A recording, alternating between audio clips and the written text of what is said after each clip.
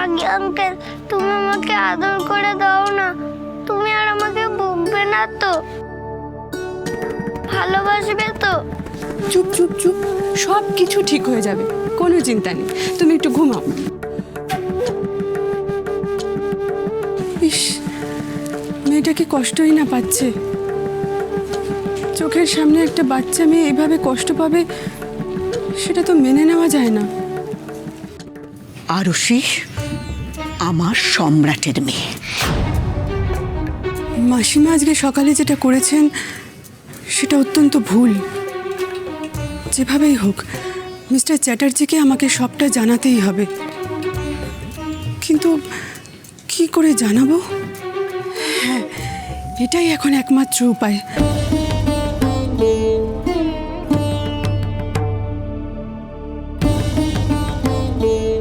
আকাশবাবু, আমি মালিনী। একটা কথা আপনাকে বলা খুব জরুরি ছিল, তাই বাধ্য হয়ে এই চিঠি লিখছি। আজ মাসিমা আপনাকে যা যা বলেছে সব মিথ্যে। সত্যিটা হলো আরুষি আপনার নিজের মেয়ে, আর ইরাবতীও আপনাকে ঠকায়নি। ও আজও আপনাকেই ভালোবাসে, শুধু আপনাকে। ও যা কিছু করেছে সব আপনার জন্য। মালিনী,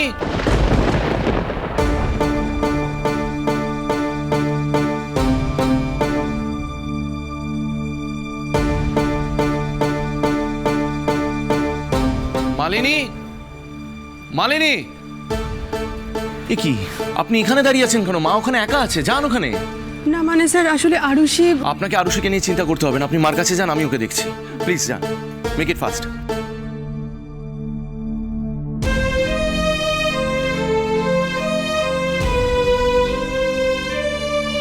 যেভাবেই হোক কাল সকালে এই চিঠিটা আমাকে মিস্টার চ্যাটার্জির কাছে পৌঁছে দিতেই হবে।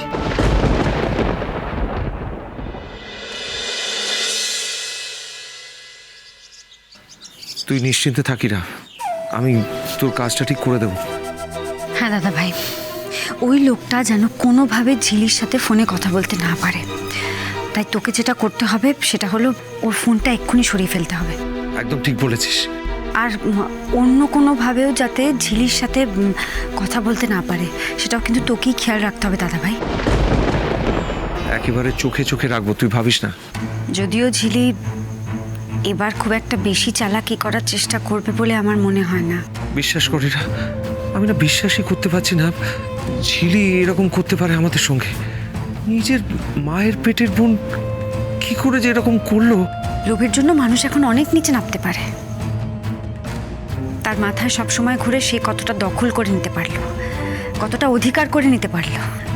আসলে এটা পুরোটাই একটা ফাঁদ দাদা ভাই।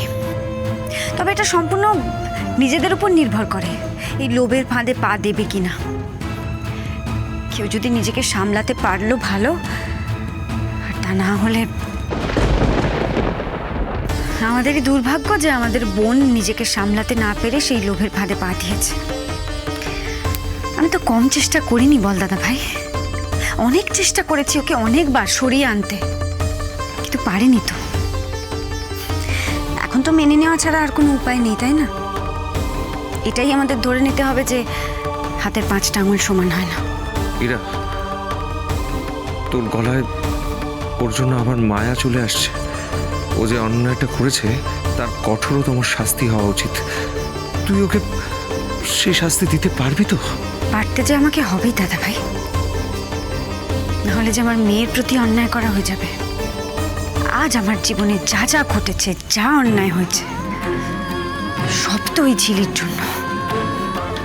আমার মেয়েটা এত কষ্ট পাচ্ছে, আমার মেয়েটা, তার বাবা, তার পরিবার কোনো কিছু পেল না, সবটাই ঝিলির জন্য। তাই এবার যে আমাকে পারতেই হবে। মা,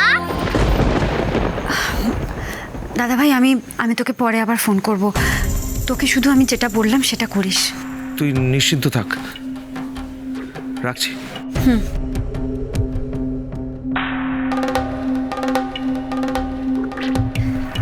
মা, এটা দেখছি আমার আরু সোনা ঘুম থেকে উঠে পড়েছে। আরু সোনা এখন কি খাবে? যা খাবে সেটাই মা বানিয়ে দেবে, বল। না মা, আমি খাবো না, আমি রাগী আঙ্কেলের কাছে যাব। আচ্ছা, এটা আবার কিরকম কথা হলো? সকালবেলা উঠে না খেলে চলে নাকি? একটা কাজ করি জানিস তো আরু, তুই তো চাউমিন খেতে ভালোবাসিস, চাউমিন বানাই তোর জন্য। তাহলে ফুলকো ফুলকো লুচি আর বাটি চচ্চড়ি। তাহলে তুই বল। মা, আমি রাগী আঙ্কেলের কাছে যাব। রাগী আঙ্কেল আমাকে কোনোদিনও এইভাবে বকে না। নিশ্চয়ই কষ্ট হয়েছে বলে আমাকে এরকম ভাবে বকেছে। আমি যাব রাগী আঙ্কেলের কাছে, কথা বলবো রাগী আঙ্কেলের সাথে, জানবো যে রাগী আঙ্কেলের কি হয়েছে। যাবে তো, আরুষি নিশ্চয়ই যাবে ওর রাগী আঙ্কেলের কাছে, কিন্তু তার আগে যে তোমাকে ফ্রেশ হয়ে একটু দুধ খেয়ে নিতে হবে। হ্যাঁ, আমি দুধ খাবো, আমি এক্ষুনি দুধ খেয়ে আসছি, তারপর আমি যাব। আচ্ছা আচ্ছা, আসো। তুমি আমাকে ক্ষমা করো অনুশ্রী, তোমাকে না জানিয়েই আমি একটা কাজ করে ফেলেছি। মানে?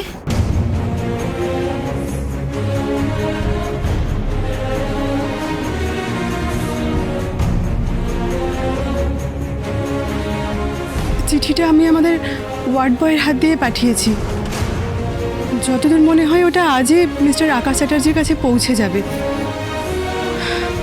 দেখো, আমি ঠিক করেছি না ভুল করেছি সেটা আমি জানি না, কিন্তু সব সত্যিটা তো একদিন না একদিন সামনে আসতোই, বলো। সবাই একদিন জানতেই পারতো যে ও বাড়িতে যে আছে সে তোমার বোনের মেয়ে।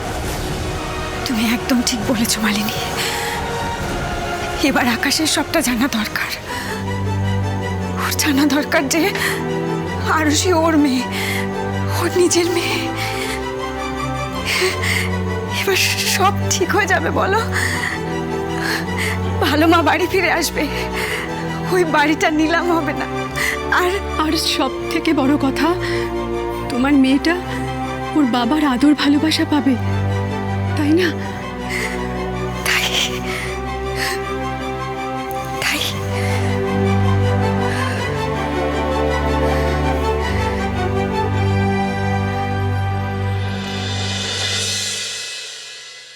তৃষা, এই দেখো আমি তোমার জন্য কত কিছু নিয়ে এসেছি, তুমি দেখবে তো বলো? হ্যাঁ, দেখাও তো। দাঁড়াও দেখাচ্ছি। এই দেখো, এই ড্রেসটা সব থেকে সুন্দর, দাঁড়াও। খুব ভালো লাগছে। দাঁড়াও আরেকটা দেখাচ্ছি। এইটা হলো তোমার, এটা হলো প্যান্ট, ভালো না এটা?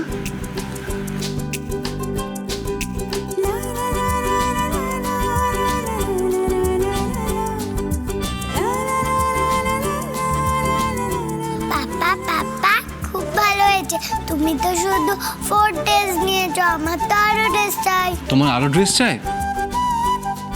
আমি তোমাকে এনে দেবো, এরপর তো রোজ কেনাকাটা চলবে, তোমাকে অনেক কিছু কিনে দেবো আমি। ওয়াও, শুধু কি জামা কিনে দেবো? তোমাকে জুতো কিনে দেবো, হেয়ার ব্যান্ড কিনে দেবো, মাথার ক্লিপ কিনে দেবো, তুমি যা যা চাও সব কিনে দেবো। আমার পাপা খুব ভালো। আমার তৃষাও খুব ভালো। খুব তো পাপার আদর খাওয়া হচ্ছে। ব্রেকফাস্টটা কে খাবে শুনি? নাও তো মাম্মা, দেখি এবার ঝটপট করে খেয়ে নাও তো। না, আমি খাবো না, ভালো লাগছে না আমার। ও আবার কেমন কথা? তৃষা, তোমার খেতে ভালো লাগছে না? আচ্ছা ঠিক আছে, আজ পাপা তোমাকে খাইয়ে দেবে। তুমি খাইয়ে দেবে? তাহলে তো আমি খাবো। ঠিক আছে, এসো দেখি। এখানে বসো। দাও তো দেখি, আমি খাইয়ে দিই ওকে।